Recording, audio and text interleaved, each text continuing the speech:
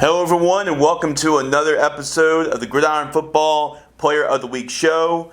I'm your host, Jace Lejeune, alongside Alex Allison, my co-host for Annual Gridiron Football Player of the Week. And last week, Alex, we had some drama last week, but it was one of our craziest battles we ever had here on the Gridiron Football Player of the Week show, and Jonathan Walker was able to edge out Nico Victorian last week.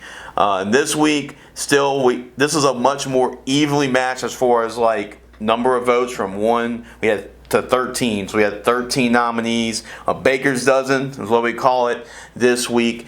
And Alex, we're here to talk about another Player of the Week.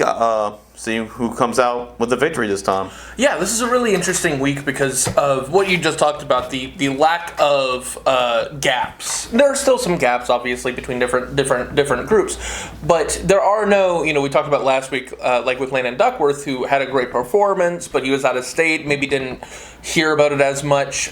You and 33 other people voted for him. He only got 34 votes. Everyone this week, and we're going to get into it pretty soon, got a decent number of votes. And almost everybody got a number of votes that would have placed them, 5th, 6th, 7th in past weeks. Yeah. Even with 13 people, the fact that the votes were as spread out, I think is, it says a lot of good things about, the reach the show is getting and about the support that these players are getting from their communities. So, regardless of where you placed here, you're going to hear these numbers, but everybody did well. Everybody had a performance that was deserving of being on here, and their communities came out and showed their support for their players. Yeah, absolutely, Alex. At least the 13th guy. If you're on this list, you've gotten 3 digits, of votes this week.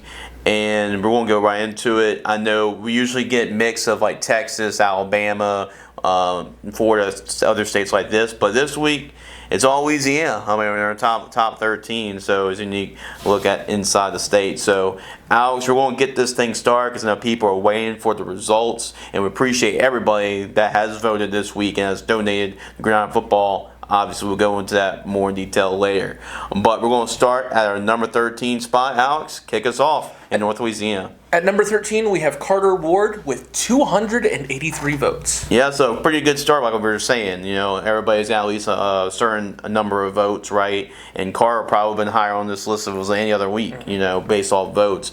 But Carter here, he's a cornerback for Loyola Prep, and he was on this list. You got to play your way onto the list first before getting voted. And Carter had 3 interceptions in one game, which was very impressive. 78 return yards. Also had a couple of tackles, 2 tackles, a forced fumble, and also he recovered his own forced fumble as well. So 4 forced turnovers and a 50-0 win over Southwood Alex, kind of reminiscent of our Player of the Week in Week 1, Brian Broussard. Yeah, exactly.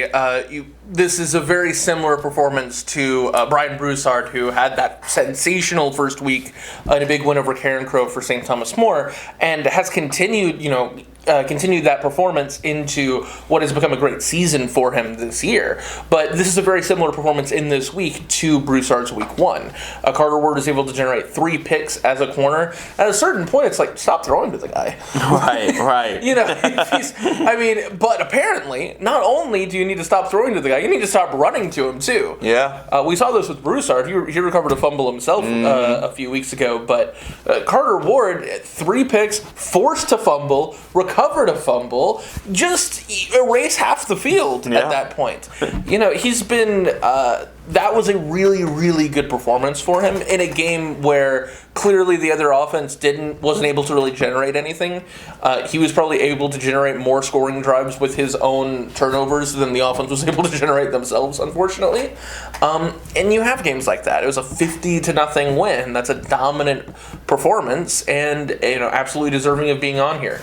The bar to get here as a defensive player is really difficult. Yeah. We talk about that all the time. And there aren't a whole lot of them on this list this week. But when you generate 4 turnovers, that's undeniable. And it is a very impressive performance, deserving of being on here. And like we said earlier, even though we placed 13th, this week is notable because everybody got their fair share of votes. With 283 votes, I don't know the exact number, but he probably places 9th, 10th right. in most of these other weeks out of 12 people, and so. Nothing to scoff at. Absolutely great performance, deserving of being on here and deserving of being recognized on this list. We don't have many defensive guys on this list, but the first two to kick off with this list are defensive guys. Alex, we go to number 12. At number 12, we have Jorday Groves with 430 votes. And he plays safety for West St. John. So he's a 2025 safety for West St. John. And if you are on this list, you have had them been very impressive, especially you're on the defensive side of the football. And that's exactly what Jorday was in a 60-0 win over Houma Christian. So in this win, Jorday had 8 tackles, 3 sacks, an interception, a kickoff return for a touchdown, and then I think this is what got him over the top here, and a blocked punt in the game as well. So he did on defense with an interception and 3 sacks, but he was also a factor here on special teams with a kickoff return for a touchdown and a block punt. Yeah, he was unstoppable. We talk about the cornerback that's dominating one side of the field with Carter Ward, and he had a great performance, but Jorday Groves, he was safety. He was everywhere. You just had to erase the entire field. You couldn't do anything. He was playing free safety, covering, getting a pick. 3 sacks as a safety is unheard of. That's an amazing defensive performance all on its own, even if he never touched the field on special teams. That is being everywhere on the field, being a box safety, getting a pick, getting tackles behind the line of scrimmage, just being everywhere, blowing everything up in a blowout win where, again, you have an opposing offense that probably wasn't able to move the ball as much as he was able to move the ball, despite never playing an offensive snap, presumably. He played, but that's just on defense. Right. Then you get to the special teams, where he explodes, has a return for a touchdown himself, and a blocked punt. And I think there are a lot of stereotypes nowadays with, college football players where, you get the young hotshot that gets onto the field and I don't want to play special teams, but, the young kids are required to play special teams. That's kind of a coming of age. You have to do that to get your experience, get your respect from a football program. So for a superstar on one of these high school teams, for a safety to put up that stat line on defense and be that explosive on defense, and also put up the return for a touchdown as well as the return man, to also be willing to go out there and say, yeah, I'll be on the punt return team, not as a return guy, but I'll block one. I'll go out there and I will make an impact at whatever position you want me to be. I think that says a lot for Jorday. I haven't talked to the guy a lot myself, but just looking at that stat line, being willing to do that, I think that says a lot about his character, in my opinion. To be the guy to go out there and be a role that people don't usually talk about on the punt coverage team, on the punt return team. So great performance on defense, on special teams. He was everywhere. A very diverse stat line, and we'll see a couple more of those throughout this week. But huge props to him, huge kudos. And again, with 430 votes, you're talking about a guy that might have placed 6th last week or 7th last week. Right. So just because you placed 12th this week doesn't mean you don't deserve a lot of props for a great week. Yeah, well, this next guy, Alex, is going to set our trend or start our trend of a lot of offensive playmakers. So we're going to go to our number 11 player. At number 11, we have Cy Austin with 700 votes. And I'm actually going to be seeing Cy play tonight because Franklinton plays Jules Sumner, and that's the game I'm going to on a Thursday night. As you're watching this, I'll be seeing him play. But Cy Austin had 10 carries for 209 yards. Not a bad yards per carry average. 20.9 yards per carry. I can do the math right there. Not a great mathematician, but I can figure that part out. And 4 touchdowns. So 4 of his 10 carries went to the house for 6 in a 61-13 win over Fontainebleau. Very impressive performance, efficient performance by Cy Austin. Yeah, we're going to talk about a lot of running backs today, and it's for good reason. The running back position this year in the state of Louisiana is off the charts ridiculous, from the talent, from the offenses that they're playing in, all of it. And so the bar is really high to get in here as a running back. There are, when we're discussing the entries and who gets in and who doesn't, there are a lot of times where running back picks up, 18 carries, 213 yards, 198 yards, and 1 touchdown. And you're like, We can't even consider it, Right? Because of right. some of the completely ridiculous numbers that people are putting up. This is one of those examples. Either you have to put up a stupid volume number, 300 yards, 400 yards, something stupid, or you have to do what Cy Austin did, which is he only touches the ball 10 times. Right. He floats every single time he touches the ball, 20 yards per carry. Yep. 10 carries, 200 yards, and a bunch of touchdowns, and you just are completely unstoppable. Yeah, pretty much. And you're explosive from an efficiency standpoint. And he won't be the last running back we talk about today. We'll talk about what those numbers oftentimes look like. But a very impressive performance from Cy Austin. And again, we keep talking about those gaps. Finished 11th, 700 votes.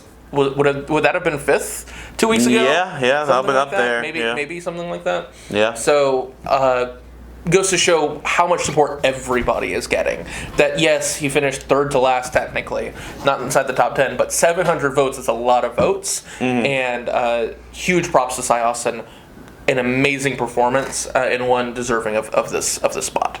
Well, we go into number 10, Alex, and here we have a very unique position, and we talk about the defensive linemen maybe making this list sometimes, talking about maybe other offensive line maybe, but this is a unique position that makes our list here at number 10. At number 10, we have Gavin Higgins with 738 votes. And that position, Alex, is kicker. So we have a kicker, all your special teams nuts out there, those fanatics out there. We got you. We have your kickers and punters on here as well. We can't forget about those guys. Those guys are football players too, right? So we got to give them some credit. From Parkview Baptist, kicker, punter, Gavin Higgins from class of 2026.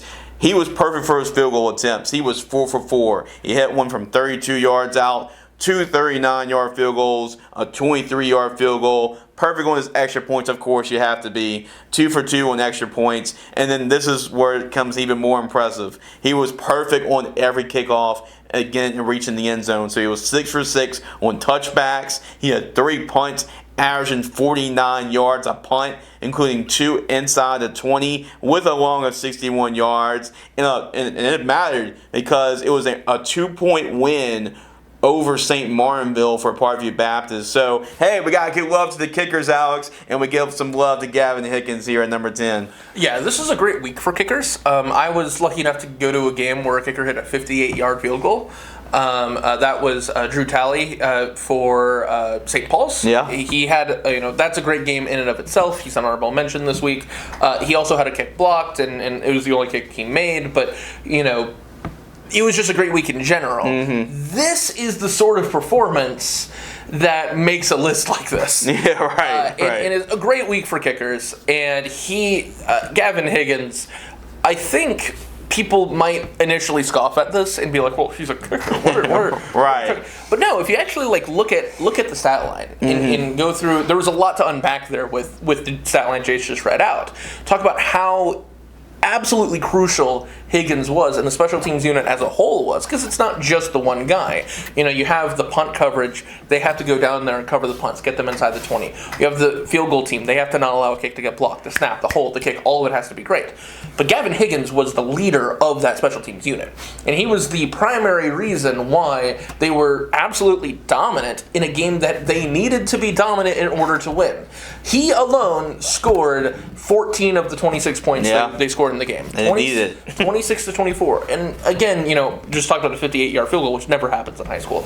You're like, well, all the field goals were inside 40 yards. No, field goal kickers in high school don't hit those consistently. Going 4 for 4 is not something you can take for granted at the high school level. It's not something, not only that you can't take for granted, it's something that you really usually shouldn't expect. Yeah. You're expecting a kicker to miss at least one of those, maybe 2 of those in an average game. He didn't miss an extra point. He hit all 4 field goals. They weren't at extra point distance. We're talking about 2 39 yards. 2 39-yarders. That's not nothing. That's not a gimme at this level. He hit all of them, and then to me, the thing that puts it over the top is the punts. Yeah. An average of 49 yards a punt is a really big number. Yeah. Those are the average NFL punt is roughly around that. Yeah. In terms of net yardage at the very least.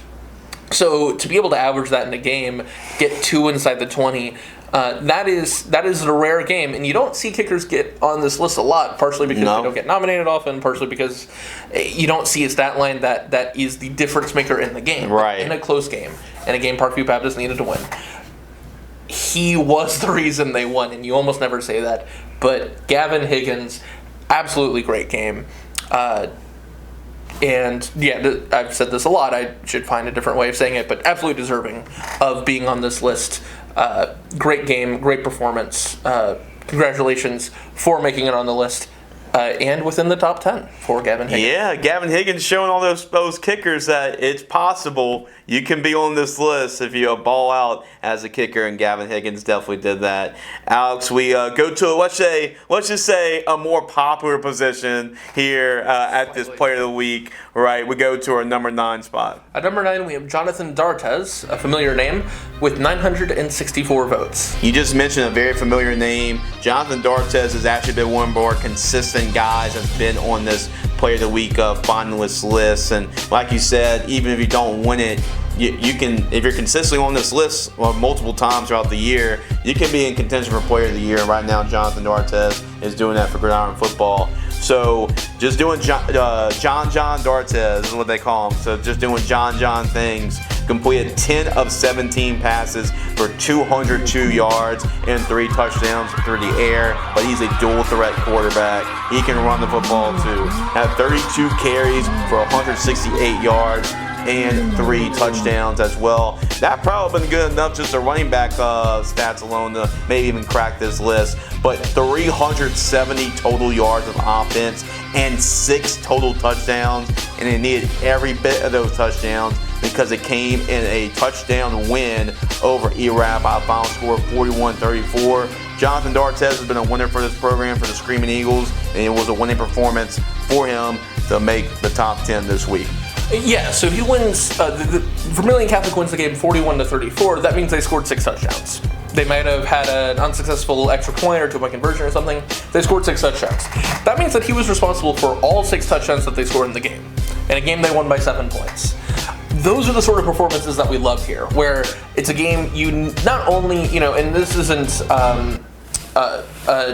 a dig at some of the other performances, but when you beat a team by 60 points, it's like, yeah, you had a great game, but it wasn't as impactful to the final result. This changed the game, and he's been doing this for Vermilion Catholic for a while now. I believe he's a senior this year, and he's been leading this team to deep runs into the state championship brackets year over year, and it looks like they're poised to do that again this year. And Jonathan D'Artes is having one of his best seasons as a complete player, not just as a runner, which he has always been elite, but also he's stepping it up as a thrower. It wasn't the most consistent stat line. You have a completion percentage above 50% is nice, but 10 for 17 isn't the most efficient thing we've seen in the world. Alone wouldn't usually talk about this list, but with 200 yards, that's really good, over 10 yards an attempt, multiple touchdowns, and then of course that running element to his game is always going to be what makes him this elite quarterback, genuinely elite quarterback at the high school level. And I don't know what he's going to play at the college level, but he's going to play something. Doesn't matter what his height is, doesn't matter how big he is, he's going to do something really special at the college level, in my opinion. And he's been doing it for a very long time. And we said it earlier, he's made it back-to-back weeks. I believe he's only the 2nd player this season to qualify, make this top list in back-to-back weeks or multiple weeks in general. And so even though he hasn't had huge finishes, if you keep doing that, you keep putting up those performances, and the part that is performance-based, the final ranking is fan vote, right? So it's not necessarily who actually had the best performance, it's who can generate the most support, it's who, you can get people, move people, and that is performance-based as well, but how much you can get your community to get support behind you. This is performance-based. Making this list is where the high bar of performance is. Doing that multiple weeks in a row is really difficult to do. Doing that multiple times in a season is really difficult to do. And so if he keeps doing that, regardless of where he finishes, 9th, 8th, 12th, 15th, whatever, however many people we have in the future, regardless of where he finishes, getting on this list, qualifying on this list is a huge feat.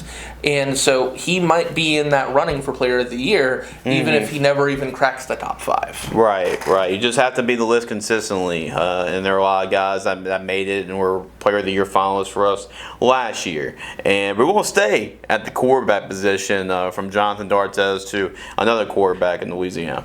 We have our first decent gap here. At number 8, we have Seth Lyons with 2,075 votes. Yeah, so with Seth, I don't think you can play even more perfect than what he was able to do last week. I mean, we talked about what Jared Goff was, 18 for 18? Yeah, it's right? very poignant. Very poignant, right? Well, Seth Lyons pretty much had that too. 10 for 10, I mean, was absolutely perfect. A perfect quarterback rating, obviously, here. 10 for 10.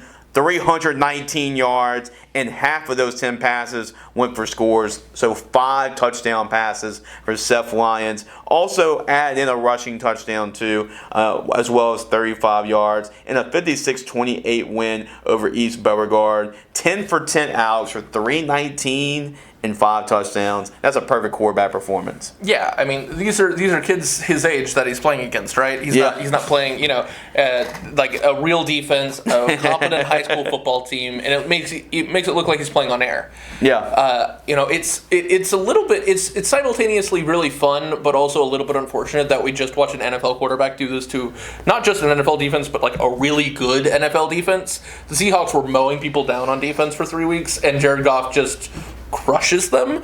Ball never touches the ground. 18 for 18. Ridiculous stat line. Catches a touchdown too. Jared Goff would make the player of the week. Oh yeah, it was an NFL player of the week. NFL player of the week. But it's a little bit unfortunate that happened the same week because I think it makes the stat line look more possible than it is. We saw this. We were talking about it on Monday when we were making the decisions on who to qualify, and we look at the stat line. It's like that's not real. 10 for 10, 300 yards, 30 yards a pass, not 30 yards an attempt, which would be right, not 30 yards a completion, which would be ridiculous on its own. 30 yards an attempt. What? He never never let the ball touch the ground. Every single time he threw the ball, it was an explosive play. Yeah. Half the time it was a touchdown. We talk about a running back stat line that looks like this sometimes, but for a quarterback stat line to look like this is even less believable. The level of performance you have to hit at the high school level to be even just a high-functioning passing attack is pretty difficult. But for a team to do this to anybody, let alone a team, the final score is 56-28. Again, this wasn't a 60-0 score where it's just a crazy amount of being overmatched. The other team put up a fight. Yeah. And it was still a blowout. You still needed something from the offense to win the game. Yeah. And it just didn't matter because the offense was so utterly unstoppable, completely unstoppable. He only threw 10 passes. Yeah, he did. He only completed 10 passes, but he only threw 10 passes. Yeah. He barely, I couldn't imagine what this game looked like. It's hard to do that against air. It's hard to do that against air. It's hard to do that in practice. Right. Let alone a team that was actually putting up a fight that actually has guys your age that actually are a pretty decent football team. Right. East Beauregard's not nothing, and they're a real football team. I feel bad to have to mention their name in this because it's kind of unfair. It's hard to do that against air. It's hard to do that against anybody. Yeah.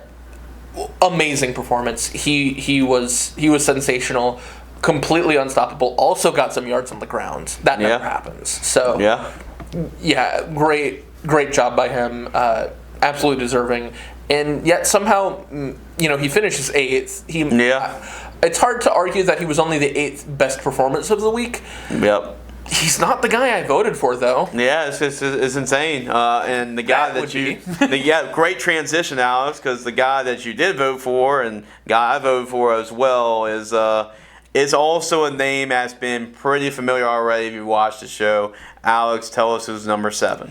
Number 7 is Nate Shepard with 2,106 votes. Par for the course, right, as I told Alex before the show, right? He is number 7. Well, guess how many touchdowns Nate Shepard, Mr. Shepard, scored on Friday? 7. 7 touchdowns in one game. Was absolutely ridiculous. I know Tyler was keeping up with the score and informing us. I was looking at when I was in the press box at the Episcopal game, like, okay, 3 touchdowns, 4 touchdowns. he's got 5 touchdowns in the first half. It was ridiculous. He set a school record, which, by the way, was held by his brother, Will Shepard, who's playing wide receiver right now for Colorado, was also at Vanderbilt. So he's like, in your face, big bro, I got your record now. So set school record with most touchdowns in one game with 7. Had 367 all-purpose yards. Was absolutely insane in a 56-14 win over Slidell. Just another day of the office for the Duke Blue Devil commit from Mandeville. Yeah, so if you've watched a lot of Colorado this year, and a lot of people have, you've probably heard the name Will Shepard. He's probably going to be playing in the NFL next year. He's one of the great weapons they have on that offense. It kind of gets drowned out by LaTravis Hunter, Shadur Sanders, all that stuff. This is his brother. Yeah. Also really good. Also committed to a Power 4 school in Duke. Pretty good school so far this year. I believe they're undefeated. Yeah, Duke's rolling a little bit. Duke's rolling. And, they might be rolling a lot next year once they get this guy in the fold. 7 touchdowns. What? I mean, he could have had 7 yards, and it might have made the list. That's not fair. But 7 touchdowns is we talk about 4 touchdowns. 7. Dart has put up 6. That's incredible. Yeah. But 7, I feel a little bad for Tyler because usually you want to go to like a good football game, like a football game. He saw a good performance. But if you don't go to a good football game, if you go to a football game that's not competitive, the flip side is you want to see this. Yeah, you want to see that happen. You want to see a dude just take over a game. It was, I do wish we had the carries versus catches number because we just got the yardage number 367 all purpose, but 7 touchdowns. And I think 180 of them were rushing. Yeah, which is like half of it, which is insane. So there's no other word to put it than unstoppable. He does all of the football things really well, and there's a reason why we both voted for him because you put up 7 touchdowns again against air. That's impressive. Yeah, right. Usually don't score 7 touchdowns in practice. Right. You don't practice enough for that. But yeah, he was not. He couldn't be tackled. He was everywhere. He was 5 of the touchdowns were in the first half, so it wasn't it didn't take a lot of time for him to get there. And yeah, it was the same thing with me. I was at my game, and you see, it's like, okay, Nate Shepard touchdown, all right. Turn around. What else is new? Put up next tweet, Nate Shepard touchdown, all right. Nate Shepard, another one? Wait, what do you mean? Again, it's the same. No. I'm pulling up the same tweet over and over again. No. Wait, why is the score going up? Yeah. This doesn't make any sense. Yep. 7 touchdowns. You don't see that ever. In any performance at any skill level, you don't score 7 touchdowns. But it's like Nate Shepard. It's like, okay, what else is new? Yeah, that's the other thing. Which is crazy. It probably not the last time we'll talk about it. No. It's not the last time, It won't be the last time he'll be nominated. I guarantee you that. We both voted for him. Only placed 7th, which is difficult to do with the level of competition in terms of community support we had this week. But it also tells you how much some people loved the guys that finish ahead of them. Yeah, I even tweeted. Sorry. No, I'm good. I mean, I was just going to say I even tweeted about okay, he's a Player of the Week nomination on Friday, and then Roger Glenn, who covers the North Shore area, was like, he's your Player of the Week already. Well, sorry, Roger. Just have to say that we go off of votes here, but that's what y'all wondering. So this is based off not performance, off of votes. But he certainly qualifies. He certainly did qualify to be on this list for sure. Okay, Alex. So we go into our number 6 player who had a pretty overall. We'll talk about overall stat lines. He had a pretty good one this week too. At number 6, we have Clayton Kimball with 2,979 votes. This was just too ridiculous, Alex. I mean, when we talked about it, it was so myself, Alex, and Daryl, we decide who's going to be in the running when we meet every Monday. And we saw this and I'm like, okay, we don't know how to process this performance because it was so good. So Clayton Kimball for Central Private, he's actually a really good baseball player. I think he's a baseball commit. But he showed, hey, I'm not too shabby on the football field either. 10 tackles, a forced fumble. He plays linebacker. 10 tackles, a forced fumble, a fumble recovery for a 35-yard touchdown, and also a 25-yard interception for return for a touchdown. I'm not done. Also a 25-yard receiving touchdown on offense. And guess what? You thought that would be great for a whole game. Oh, yeah, you're on this list. He only did that in the first half. Did not even play in the second half in a 48-26 win over J.S. Clark. No, but Clayton Kimball did that in only one half in a 48-26 win over J.S. Clark. Clayton Kimball was a ball magnet last week against J.S. Clark. He was all over the place, as you can clearly tell, Alex. Yeah, one of the things that I think you look at a stat line like this, and it's similar to a couple of guys we talked about at the top of the show, where it's like, you put up 0 points, stop throwing the ball near him. You get away from this guy. Well, I mean, J.S. Clark was able to put up some points, so they were actually able to get a little bit of theirs, right? Put up some fights. Not all blowouts are created equal, right? You lose the game by 20, but you're actually able to put up some points. That's nice. Maybe partially because he only played the first half, but still, it's like he's everywhere. It doesn't matter where you try to throw the ball, where you try to run the ball, he's going to be there. Bunch of tackles, 10 tackles. Tackles for loss, the pick, the fumble. He has 2 defensive touchdowns. This is one of those stat lines where you start reading the stat line, you're like, okay, 10 tackles, it's good. Okay, pick, that's pretty cool.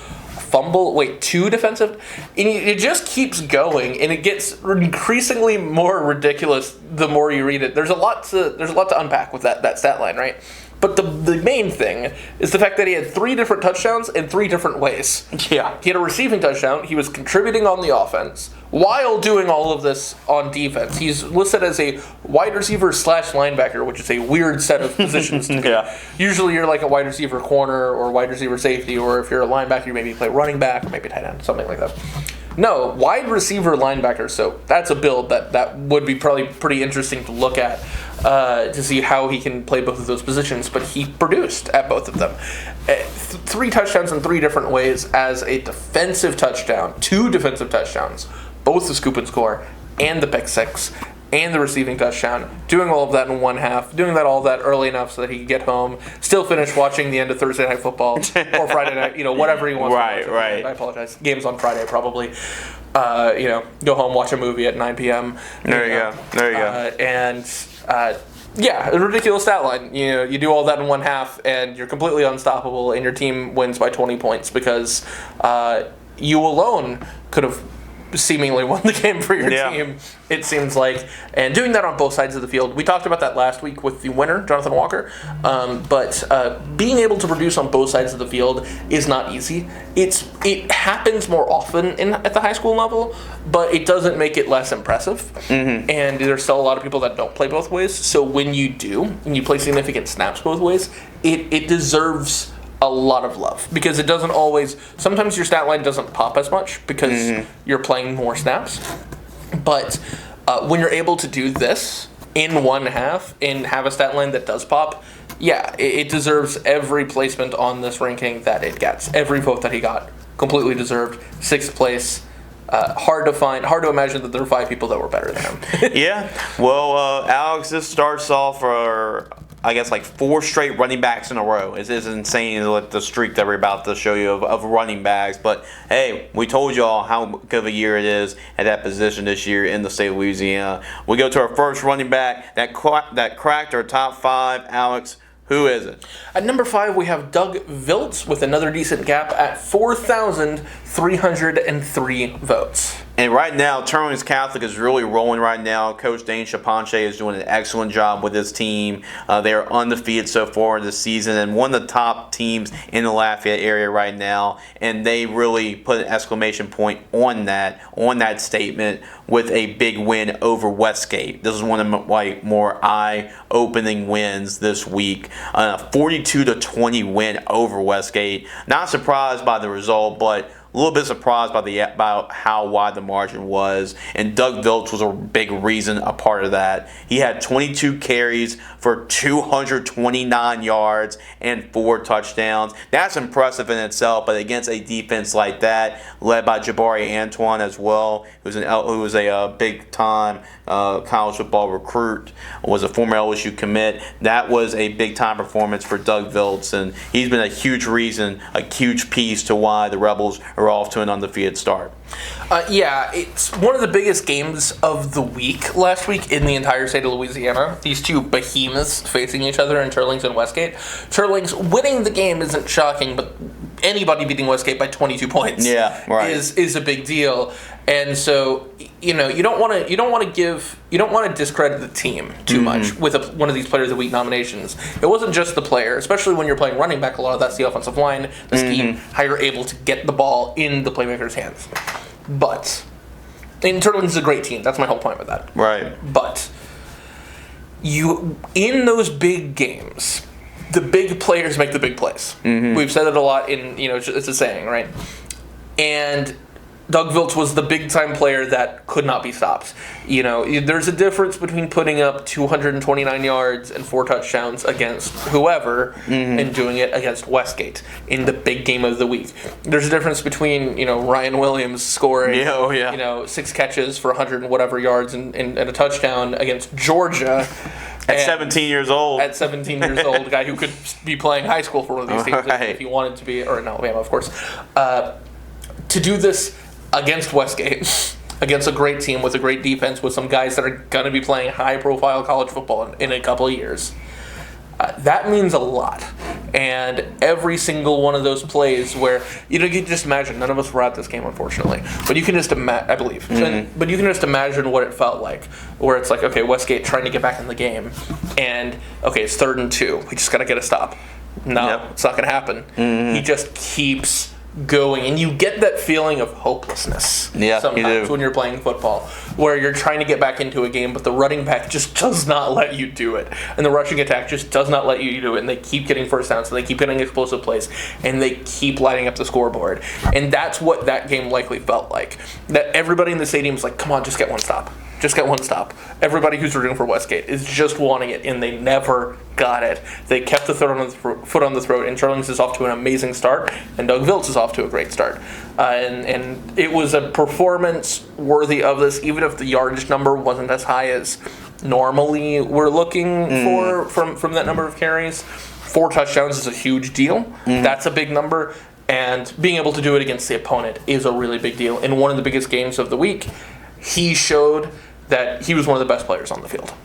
Absolutely. Well, we go to number 4, and we'll go to another running back here at our number 4 spot. At number 4, we have Caden Jones with 4,654 votes. Yeah, Caden Jones is a fascinating player to watch out of Walker High School in Walker, Louisiana. Walker's having a great start to the season. Their only loss this year was against one of the top teams in the state right now in Central. But Caden Jones has been really the focal point of this offense. And Alex, have you ever seen a number 94 at running back? No, I don't believe so. Caden Jones wears number 94. Okay. His quarterback, Troy Sylvie, he wears 48. So they have this interesting dynamic in the backfield for Walker. So you got 48 at quarterback and 94 at running back. Caden Jones is number 94. I guess he's setting a new trend, because right now a lot of Walker fans, especially growing up, are going to want to wear number 94 because of what he's doing right now.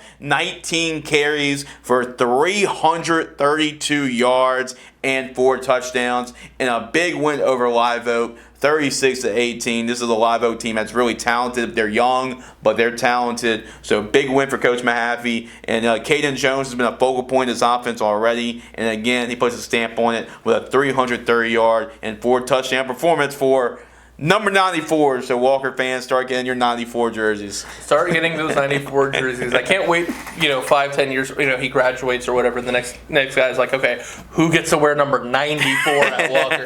It's the new 7. Right. That's hilarious. One of the things, first off, That's more like it, right? When you look at these stat lines, you're like, oh god, another running back, and we're about to talk about a couple more, and a couple more really stupid stat lines. Right. This is more like it, right? 300 yards. The number starts with 3. That's something. 4 touchdowns. That's a lot. High volume, high yardage. He was everywhere. He was the workhorse. Didn't matter. Hand the ball to Caden Jones. Hand the ball to 94. And let him seal that game for you. This is one of those things, a little bit of peek behind the curtain at the production meeting for this video for this week. He was like the last guy that we talked about. Yeah. And we were, we thought we had our 12. Last guy comes up, Caden Jones, 300. Oh God, wait, another running back. That was the reaction. There's so many of them. This week's performance is indicative of how high level the running back position is in the state right now, and how how potent these offenses are with these rushing attacks. Right. If you're one of these guys that submits a running back and they don't get in, they're like, well, but he had a great game. Yeah, great isn't good enough sometimes. Yeah. This is more than great. This is elite. This is an elite performance, putting up 300 rushing yards in one game. It's not something that happens that often, but for this show, that's the level you need to be performing at. You need to either do it against one of the best opponents, or you need to put up a number that looks like it comes out of a video game. And that's what this was. That's not a discredit to Live Oak. They're, like you said, they're a young team, but they're very talented. But you need to put up a number like that. Yeah. 300 yards, 4 touchdowns. Yeah, sensational performance from Caden Jones. Super deserving of being this high up in the ranking. Yeah, I have to give a shout out to Miss Allen. That's Caden's mom. I know Caden's mom is Miss Allen is one of our biggest fans, follows us a lot on Gridiron Football. So I have to give her a shout out because she was like, hey, my baby this week's going to be in the Gridiron Football Player of the Week list. And I was like, hey, we're not going to disappoint you there, Miss Allen. We're definitely going to add him. So he's made our top 5. Now we're actually going to go to our top 3, Alex, and we're now talking about elite numbers in terms of votes right here. The level of fan support with these top 3, you can see the gaps, right? The top 5, everyone cleared 4,000. That's a huge number. Yeah, that's a lot of people being willing to click on your name. Right. Now we're talking about the elite of the elite, the people that had a real stone's chance of winning this week. Of winning the week. Mm-hmm. At number 3, we have Tyrese Mosby with 10,040 votes. 10,040 votes. I really feel bad for Plaquemine High School because this is the second week in a row where Plaquemine went all out. And, kudos to Plaquemine, Green Devil Nation. We hear you. We see you. Y'all eventually are going to win. It's going to happen. So, y'all eventually going to go over the top. Just not this week. Last week, Nico Victorian was a Player of the Week nominee, was number 2. Now we go to a running back at Plaquemine, Tyrese Mosby. He is at number 3 this week. Just can't catch a break for the Green Devils, but Tyrese Mosby had a great performance this week. 24 carries, 310 yards, and 5 touchdowns. So, like Caden, another 300-yard performance and an extra touchdown to the mix with 5 touchdowns in a rivalry game. This is a West Side rivalry right here, the West Baton Rouge rivalry. You got Plaquemine, you got Burley. Put them together. It's a big rivalry, big win for Plaquemine for the Green Devils, 41-18 over the Burley Panthers. Tyrese Mosby is in our top 3. And Plaquemine, trust me, guys, y'all will eventually get there. Just keep voting, keep supporting. Y'all will eventually have a guy this year at some point that wins this year. Yeah, I do want to take a little bit of time, not just talking about Tyrese, and his performance was great, but to talk about Plaquemine as a whole, and a little bit of a spoiler about this list. The number 1 guy finishes with 13,000 votes, which is a great number. Yeah. But Nico would have won. Yeah, he would have won last week for sure. If it was this week. It's just all about the timing, It's just really unfortunate. But Plaquemine, if they keep producing a guy like this, whether it's the quarterback, the running back, maybe somebody else pops off, has a huge week. But you guys keep doing this. Someone's gonna. Yeah, it's going to happen. We love the support. Thank you for all of the time that you guys are putting into trying to get somebody to win, even if they're unfortunately coming up short in pretty narrow margins every time. But Tyrese Mosby had a great performance. Again, these running back numbers start to kind of run together a little bit. but 319 yards, I believe. 310. 310 yards, excuse me. 310 yards, 30 carries, 5 touchdowns in a rivalry game, right? Yeah, big rival. Yep. You don't forget those rivalry performances. It doesn't matter if the other team's down. Doesn't matter what the other team looks like. But when you embarrass someone and you put up 5 touchdowns, 300 yards, and you just run all over, you could name the score, you could name the yardage. And you know everybody on the other team, too. So You know everyone on the other team. Right. Got neighborhood friends, neighborhood rivals.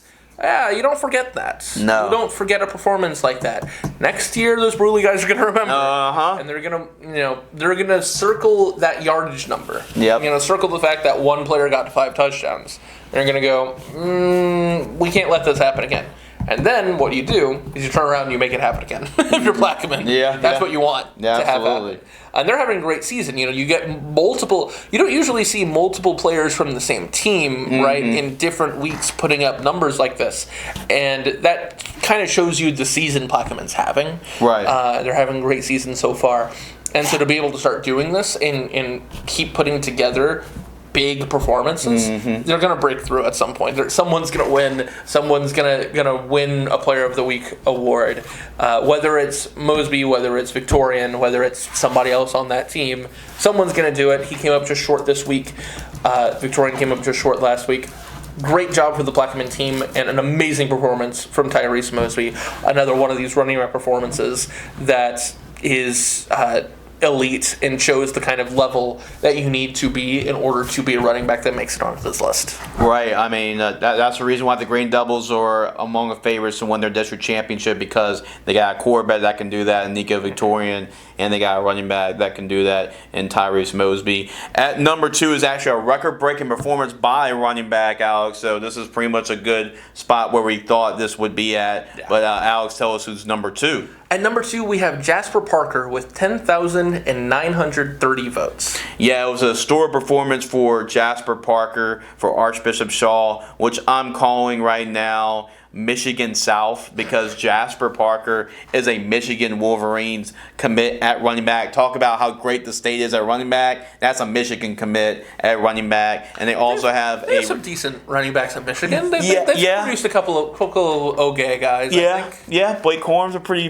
solid. Yeah, decent. Right. Pretty decent, right? The wide receiver as well for Shaw, Jacob Washington, he's also committed to Michigan. So that's why I'm saying Michigan South over here for the Eagles. But Jasper Parker set a school record. Keep in mind, Hank Tierney, all the great teams he's coached at Shaw, all the great running backs, the great running quarterbacks that have been here. Jasper Parker set a school record of 326 yards rushing in one game, which is outstanding because Trey Regis, Chiron Carey, they've had a lot of great running backs at Shaw. For him to set 326 yards rushing is unbelievable, and 2 touchdowns on 35 carries. And by the way, Alex, they did that against a pretty good football team that you've seen in person, LCA, in a 31-8 win over LCA over the night. So Jasper Parker, Michigan football fans are super pumped to have him come up north in Big Ten country and go play football. And right now, the Eagles fans are going to certainly enjoy him right now in Louisiana. 326 yards and 2 touchdowns. Record-setting performance for Jasper.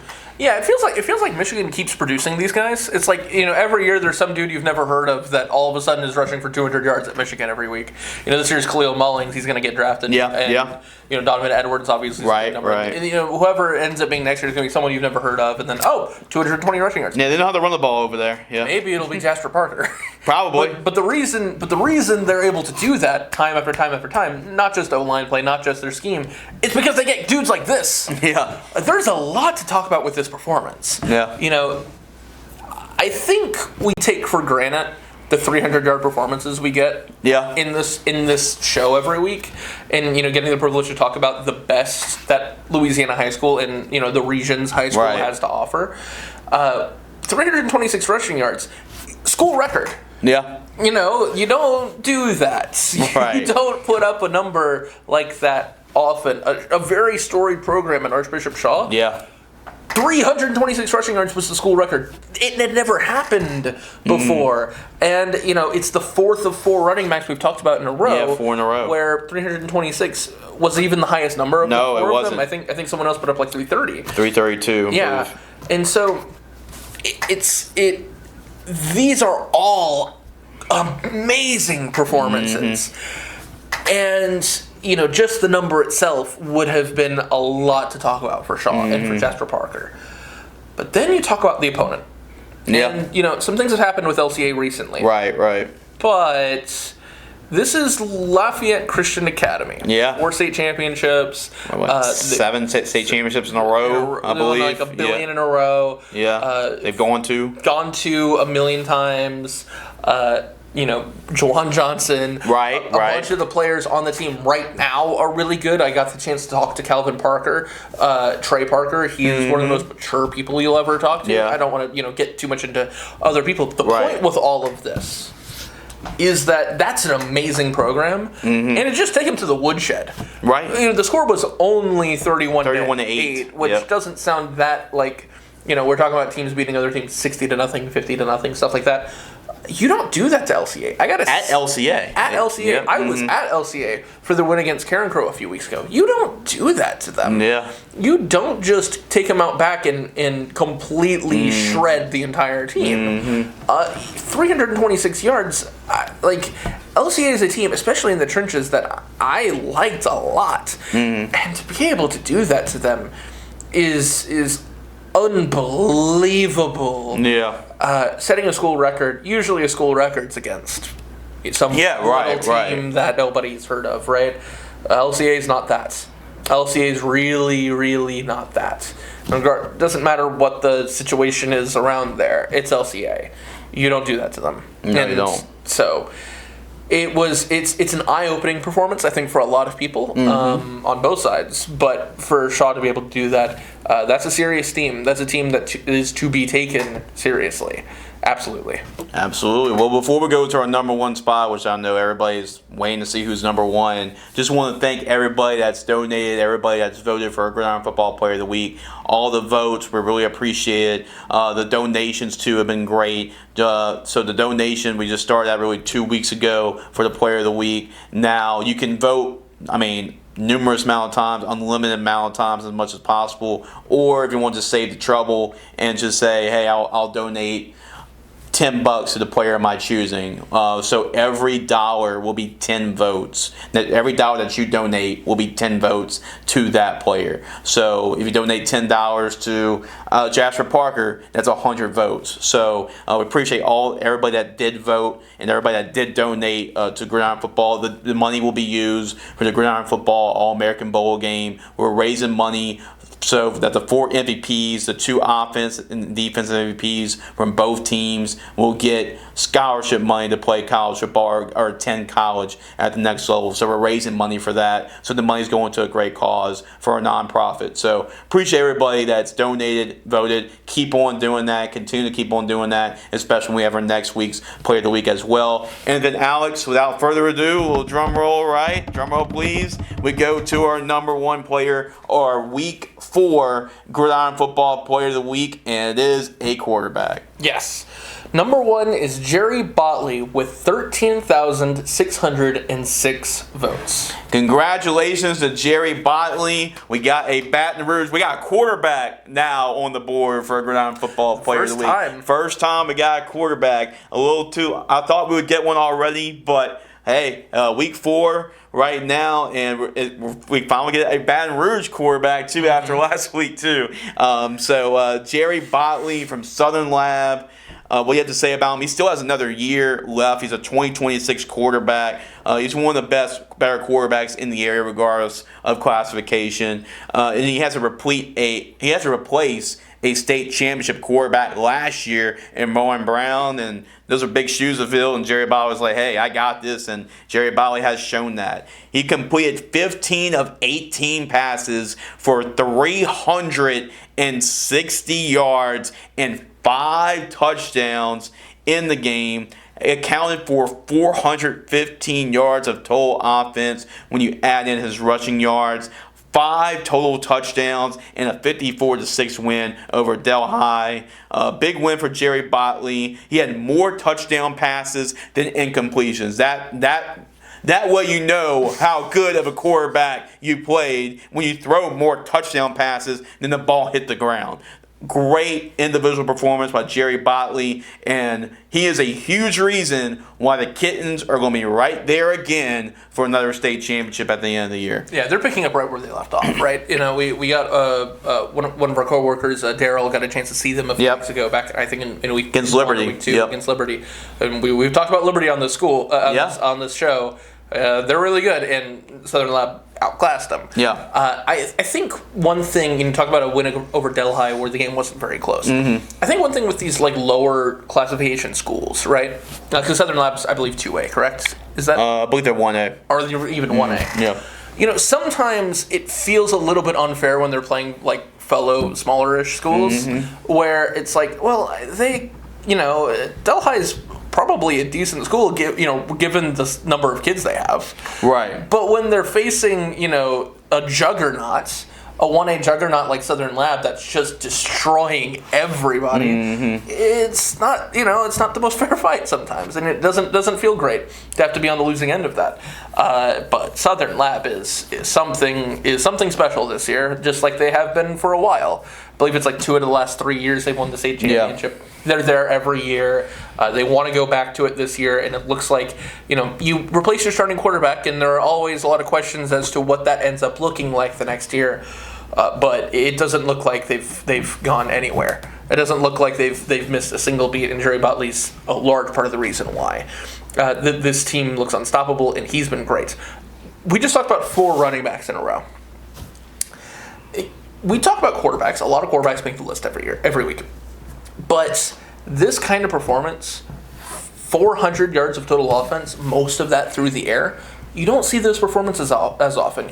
You usually see a quarterback performance more like Jonathan D'Artes. Mm-hmm. And that's not taking anything away from him. He's a great player, but it's a lot more of like a guy that is super athletic, that's going to get a lot of stuff done on the ground, that can also throw the football effectively. Right. This is a quarterback we're talking about. Jerry Botley put up over 300 yards through the air, 5 touchdowns, threw more touchdown passes than incompletions. Yes, I think in some ways this is even more impressive than the 10 for 10 performance we talked about. Yeah, in a way, yeah. Because it was the higher volume, it was for more yards, a few more yards, and those 5 touchdowns, I believe, was the same number. Yeah. But being able to do that more often is I think a lot to go through with such an impressive performance. Also being able to move the ball on the ground. Just absolutely deserving of winning the Player of the Week. Just because we didn't vote for him, it's oftentimes the Player of the Week award is it's not always a measure of raw, who do we think is the best performance.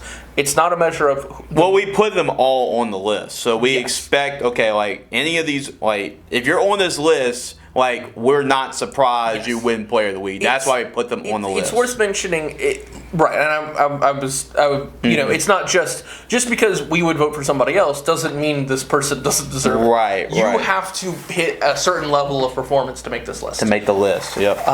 And it's not just what one person thinks. It's not just what the most people think even. It's a measure of fan support. Yep. This is why I really like the as kind of cheesy as it sounds, the infinite voting mechanic, that you can vote as many times as you want. Yeah. Because it's a measure of how much your performance can move your fans, your supporters, anybody, to say, I want this guy to win the award. It's not just vote once. He didn't get 13,000 people to vote once. I almost guarantee he got a certain number of people to vote 4 times, 5 times. Some people voted 10 times. Maybe some people donated money. They were willing to put in their own money to see this guy win. This was a deserving performance. This was an electric performance. And it was around a team there's something different about that Southern Lab team. Oh, yeah. They're taking everybody to the woodshed. They're beating everybody. They're beating some really good football teams. Yeah. They're undefeated. I would believe, unless there's someone I'm not aware of, to be the favorite to win the state championship right now. Yeah, they're one of the favorites. One of the favorites. And it probably won't be the last time we talk about, if not Botley, somebody. Well, we can't talk about Botley. Right. But somebody from Southern Lab. Even though he can't qualify anymore, we'll talk about him for Player of the Year. Yeah. We'll talk about a lot of guys for Player of the Year. This won't be the last time we mention Southern Lab's name, I almost guarantee you, because he's a great player. He's deserving of being on here. He qualified. Absolutely deserving of winning the award. But that entire team is fantastic. And they've got the culture. We saw them in Media Day. Yeah, we did. We saw a lot of them at We saw Jerry at Media Day. We saw Jerry at Media Day. I think we gave offers to like 5 of their players there. He was the only one that didn't get offered just yeah, because right. he's still got another year to play in the bowl. Not because he doesn't deserve it. He's still got another year I don't have the authority to give out offers, but I would be kind of surprised if he didn't next year. Jerry's definitely on our radar for next year. We'll see how that goes, how the rest of the season goes. But that entire team is fantastic, and we'll talk about them again, even though we can't talk about Jerry anymore. Yeah. But very deserving. Everyone on this list is deserving. It's just a matter of who gets the most fan support. Yep. And he got it this week. But yeah, so an absolutely incredible performance. We're not going to be able to talk about him anymore, but I'm sure we'll talk about someone from this team. Absolutely deserving, and congratulations again to Jerry Botley and the entire Southern Lab community for his victory in the Week 4 Player of the Week. Absolutely. He was on this list earlier for his rushing. He had 4 rushing touchdowns earlier this year, and now he's won Player of the Week for 5 touchdown passes. Round of applause, to Southern Lab. To Jerry Botley, congratulations for winning Gridiron Football Player of the Week in Week 4. So what does Jerry get, in case the Southern Lab fans are curious? Well, Jerry will receive an interview with me, probably along with Coach Asbury as well. So Coach Asbury and Jerry Botley will get an interview to talk about the performance in just the year so far for the Kittens. And then also Jerry will also be receiving a special Letterman jacket patch that he will get the chance to wear on his Letterman jacket. He gets a chance to wear for another year too, because he's only a junior. So it will say Gridiron Football Player of the Week. He will get a special Letterman jacket patch from us, and also he's a candidate for Gridiron Football Player of the Year. Alex, any final thoughts on Jerry winning Player of the Week and just Week 4, the Gridiron Football Player of the Week poll? No, not really. It was a great week. I think we've hammered it a lot, but this is a week with a lot more like spread out support, which I think is a really good sign. Maybe the fact that everyone was in state had something to do with that, but regardless, to see that everybody got a little bit of support is I think a really good sign. It always feels a little bit bad when you have somebody that qualifies for this list that has a performance that, last week we talked about, you voted for Landon Duckworth, right? Mm-hmm. And he's, I'm sure he'll be fine. He's a 4-star prospect. Right. But, he puts up an amazing performance with a passing number that starts with 5 and 500 yards passing and 34 votes. And it just feels a little bit deflating to have to talk about that. To talk about a guy that has a great performance but finishes last with basically no support. There's a big difference between someone getting 280 votes and someone getting 40 votes. Right. So, even for the guys that finished 13th, 12th, 11th, for them to still get support from people, I think says a lot about kind of the reach that this show is getting, and I think that's a great thing for everyone involved, for all these players, for anyone who wins, for anyone who qualifies. So congratulations to everybody, regardless of the number of votes you got. You had a fantastic performance, worth being talked about, worth being discussed, and I hope we get to see you guys' names a lot more throughout the season. Yeah, exactly. Like Alex mentioned earlier, that if you've won Player of the Week, you can't be nominated again, because we try to make sure everybody is different that gets a chance to win the award. So Jerry can be an honorable mention again, but he cannot be in the running for it since he's already won. But we get a chance to talk to Jerry, and then we'll make sure to get him his Letterman jacket patches, his prize for winning Gridiron Football Player of the Week. Alex, great job. Looking forward to catching up next week. Remember, guys, so if you're a high school coach, if you're a fan, we're going to post a nomination starting Saturday morning. We're going to start taking nominations. So if you're a coach, if you're a fan, make sure to comment your player on social media, on Facebook, X. And then also, if you're a coach, make sure when you get the email or get the text from from me. Make sure to nominate your player for Player of the Week. It will close at Monday at noon, and then we'll also narrow down finalists on Monday night, and then voting will open up Monday night. And we'll accept donations, votes up to about Thursday morning. The donations will be up to about 8 o'clock a.m. Voting will end at 9 a.m. That's when the poll will be taken down. And then every Thursday night at 7 p.m., the results will be live on our YouTube channel. So keep on voting, keep on donating. We appreciate all of y'all's support. Congratulations to Jerry Bally for winning our Gridiron Football Player of the Week. For Alex Allison, I'm Jace Lejeune. We'll see you next week on our Gridiron Football Player of the Week show.